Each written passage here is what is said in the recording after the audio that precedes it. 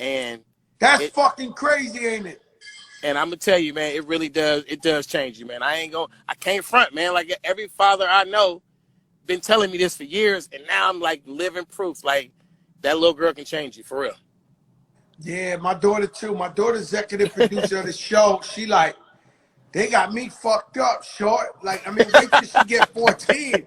Like yesterday, I got out the car. Her and her mother got out, and I seen how tall she was, and the shit just like. I got double the trouble, bro. I don't have my man Scarface got a 7-year-old, an 8-year-old, something like that. He like you have no idea what's ahead, bro. Nah, it's crazy. I mean, it's the most beautiful shit for me. You know, when my daughter was born, I swear she looked right at me, like when the doctor showed us her, and that night I couldn't even sleep. I walked around the neighborhood till the sun came up, and I just kept seeing her face, And the other day I looked at her, and I said to myself, am I really happy about how my daughter's growing up and everything? And yo, the answer is yes, man. I'm really proud of my daughter. Sure. I'm happy that I have a daughter. She's a boss, so she runs me. That's what they say. I'm telling you. They say the daughters, they say that, man. No, I'm telling you, she's my boss. Like, she calls the show. She be doing stuff like, nah, Dad, that's that. Like, stop. Like, I be like, what? Like, who are you talking to? Like,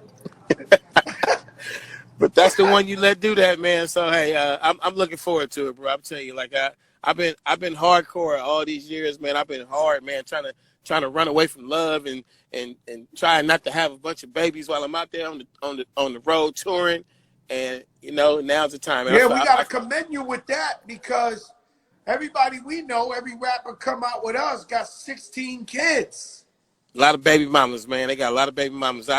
I'm not a lot really, of baby mamas and a lot of monthly bills. Yeah, I kind of, I wish I would have had kids earlier, but at the same time, I seen all that baby mama drama, and I'm not putting that on the women. I seen all that deadbeat daddy stuff. I seen all that the relationships break down, and then you got two sides of the story. I seen the court battles. I really wanted to just enjoy my career, have a good time, man, and not really bring that burden on myself or anybody else, because I knew 10, 15, 20 years ago I wasn't gonna be a good husband or a father. You know what I mean? So I took my time and did it my way.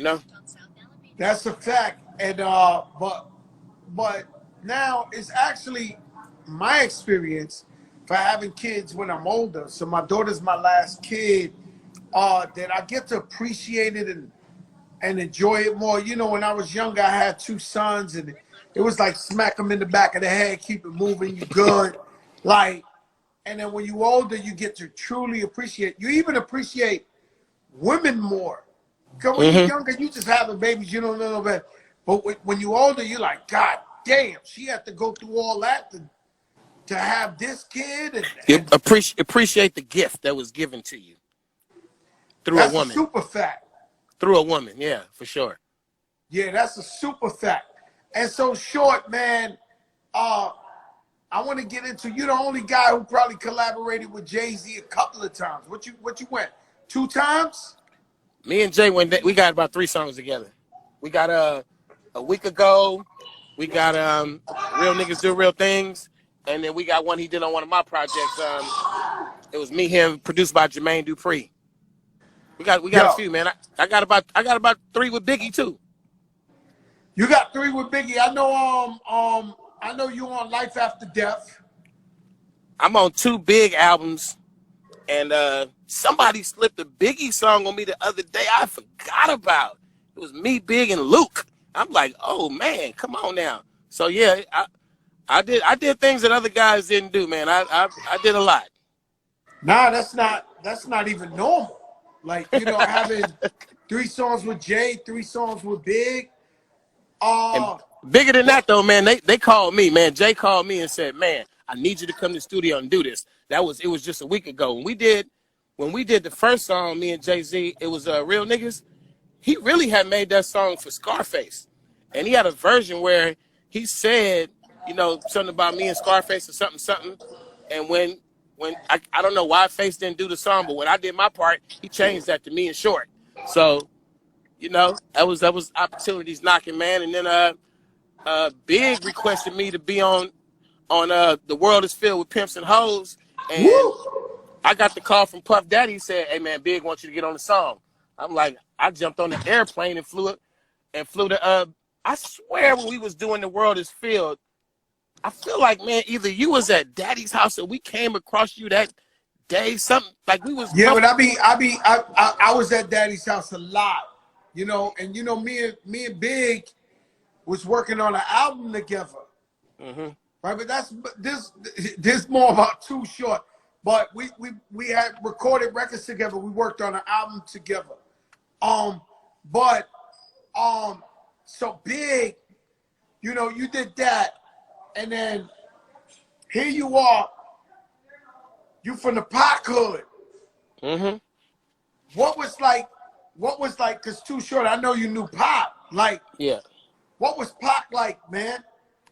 Well, you know, you talk to a lot of people, you know, from the Bay, from the West Coast, and people that was really close in Pac's life, and you heard all the stories, but it's a little different with me, man. I'm literally Tupac's big homie. I'm E40's big homie. Like I'm older than them dudes. I got in the game before them dudes. I made it big before them dudes. So, you know, I was looking back at some old footage of one of my concerts that got filmed. And that night, Shock G from Digital Underground, he was doing me a favor and playing the behind the scenes host of my DVD I was making at the time. And Shock was going around interviewing people in the party. And I look back at it years later, and Tupac was just like this little homie behind Shock G. Like he wasn't even out in the front yet. He was just like the little homie. And I'm like, damn, Tupac was around us way back then. So it's always been close. It's just the dynamic of our relationship. We did a couple songs together. The dynamic of our relationship. I was the big homie, Short Dog, and you know Tupac was he was the new young hog. Richie Rich, who is my homie. Me and Richie Rich been rolling since we was youngsters. Richie Rich had Tupac under the wing and was giving Tupac that real Oakland experience. Really like if you go back and look at Tupac's first video when my homies called, they're riding around in Richie Rich's car. You know what I'm saying? That's his guy. That was Rich. Rich had all the good weed. He was the man. So even ask Richie Rich. Too Short's the big homie. I'm the big homie all the way, man. Nah, you always the big homie, man. You always the big homie, man. You been out there before us, man. I remember when I was in the streets hustling, I used to see Too Short. You know what I'm saying? Tapes and just hear these stories, man. And then you started the independent game before everybody else. Oh yeah, man. It wasn't even like starting something. It was just you had no other option. So I got this music. It's sounding good. I'm around some people that know how to do this, how to be an independent label, and I joined up. I learned the game, and I did it on my own. So that's how I go. Yeah, man. And Pioneers, man, pioneers. Hey Joe, I remember you pulled up on me in New York, and you was like, "Hey, Short, when you pull up to New York, man, when you come to New York, look me up, man. We run this motherfucker. We got this. We got you." And I just remember seeing you around and just knowing like that crew and just hearing about that crew. I was like, man, I am not calling Joe when I get to New York. That nigga's gonna have me in the Bronx wilding out. I had Scarface, man, in the Bronx, and there was this fucking strip club. It was called Mr. Wedge. It was the bottom of the barrel. Like, the bottom of, when you make a girl dance for 10 hours for $1. And I remember I took him in there. I took him to my projects, and he was like, "Yo, y'all live like this? Like everybody on top of each other?" And I was like, yeah. And I never forget that, man, Face.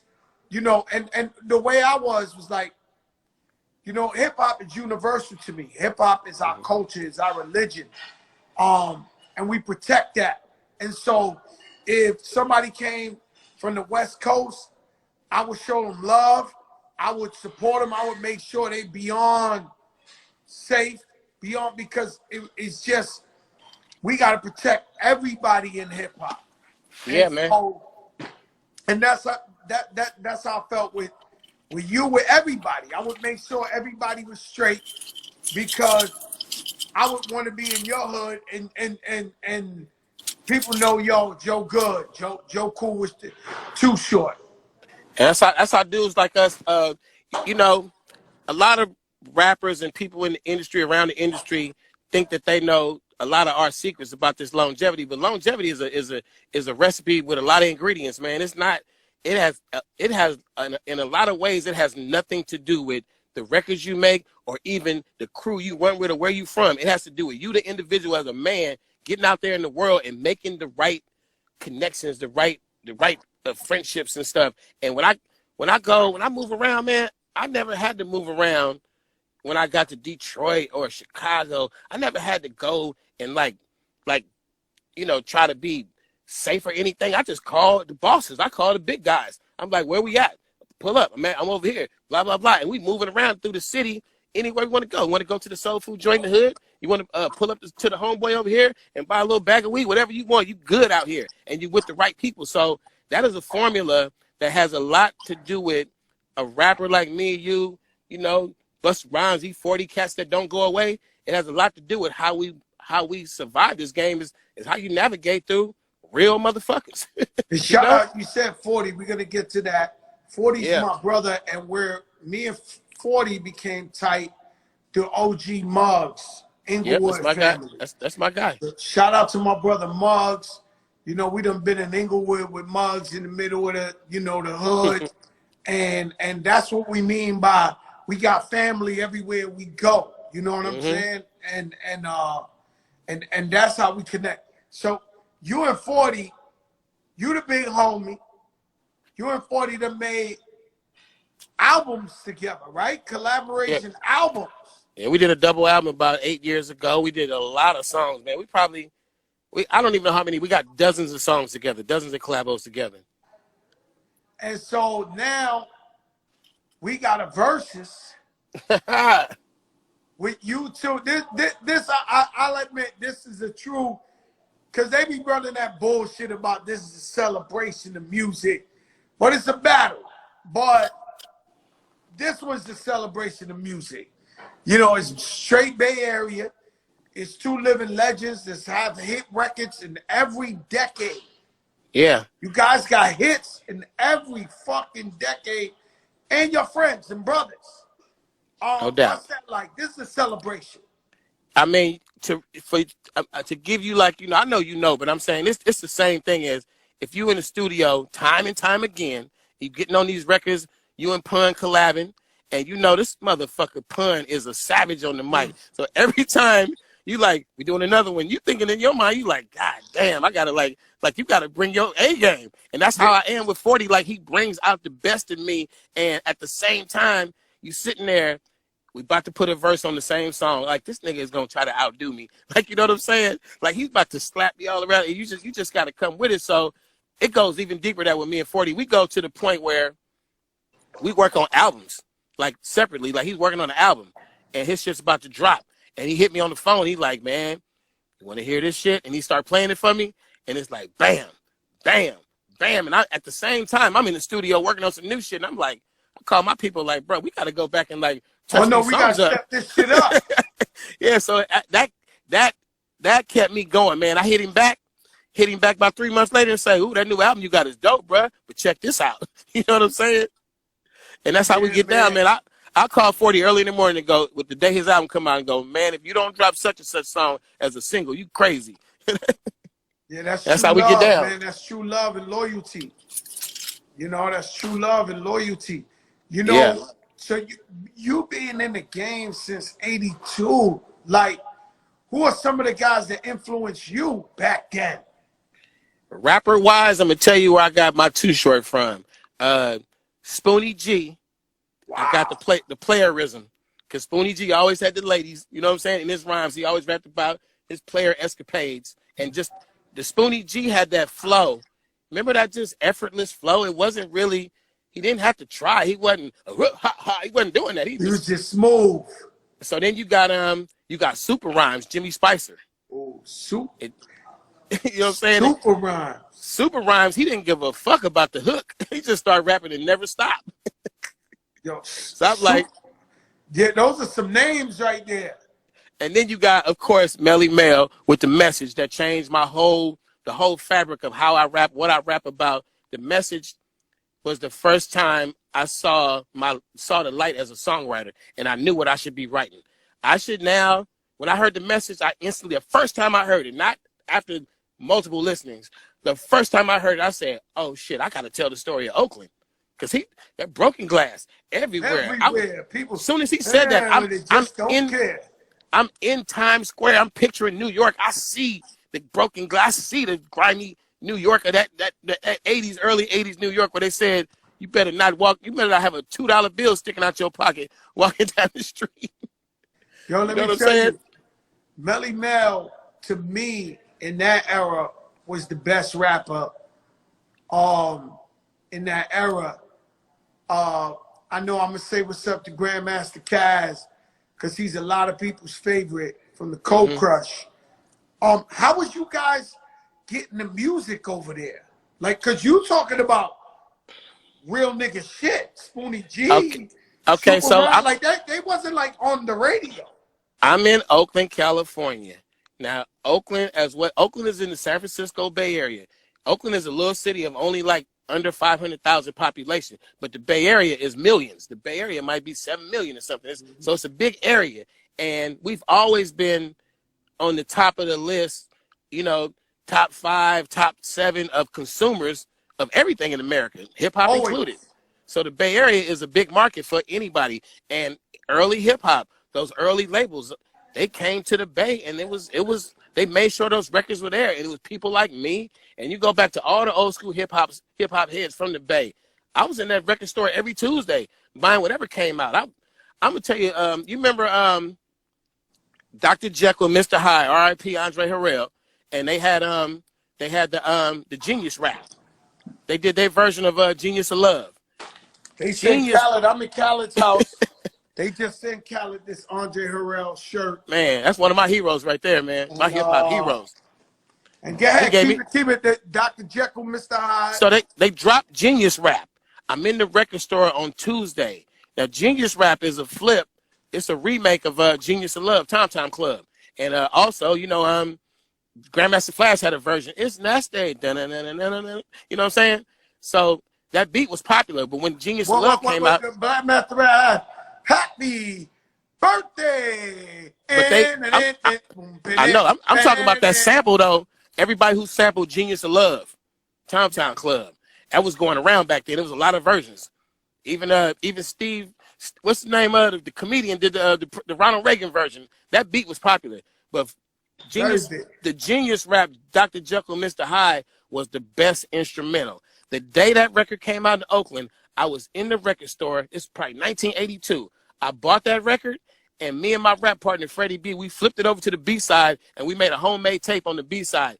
When we put that out, we got our version on the streets before the Dr. Jekyll, Mr. Hyde version got out. Like, also, you was original bootleggers. Like, I was jacking B-sides, man, and selling tapes in the street to, like, my clientele was all the D-boys, all the dope dealers.